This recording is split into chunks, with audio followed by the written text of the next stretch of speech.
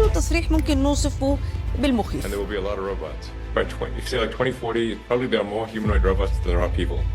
So under 10 billion.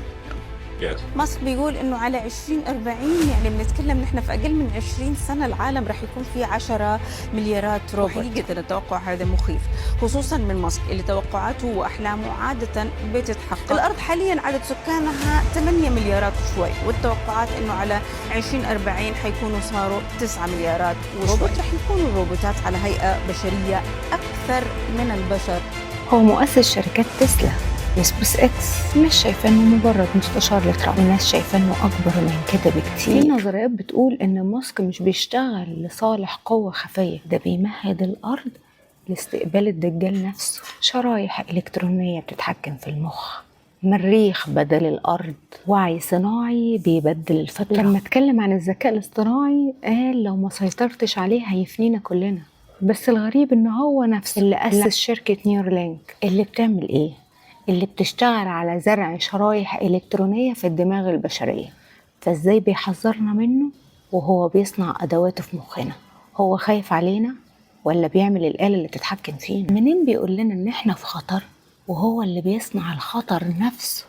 في الوقت اللي بيقول لنا لازم نحمي فيه نفسنا من الذكاء الاصطناعي عاوز يزرعه جوه دماغنا. ده مش مجرد تناقض، ده وصف للدجال اللي علمه سابق عصره واللي عنده قوة خارقة للسيطرة على العقول والبشرية، وبيشوف في كل مكان وبيتكلم كل اللغات. لو ماسك مش هو الدجال نفسه، ممكن يكون التمهيد اللي فتنة آخر الزمان، الراجل اللي مليان بالتناقضات وحياته كلها ألغاز ومثير للجدل والتساؤلات. مش مجرد مخترع ولا عبقري ولا ملياردير، ده دخل في ملفات سياسية حساسة جدا. في سنة 2017 كان المستشار الرسمي الاقتصادي لترامب، وكان بيشارك معاه في اجتماعات مغلقة جدا بخصوص سياسات استخدام التكنولوجيا والطاقة.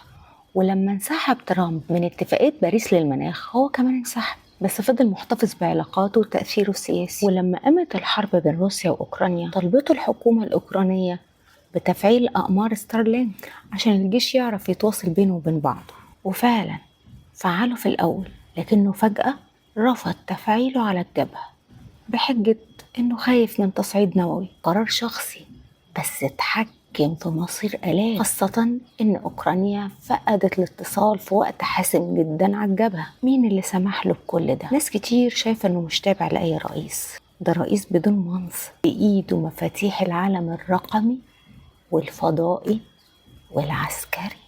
ودلوقتي السؤال، هل هيفرق معاك مين المتحكم في أمريكا؟ ترامب ولا ماسك ولا بايدن ولا مين؟ هل في فرق ما بين ترامب وماسك ولا هي مؤسسة واحدة بتحكم العالم كله؟ مستنية أسمع إجاباتكم في التعليقات. استنوني في حلقة جديدة من باب الحقيقة مع ريهام. سلام.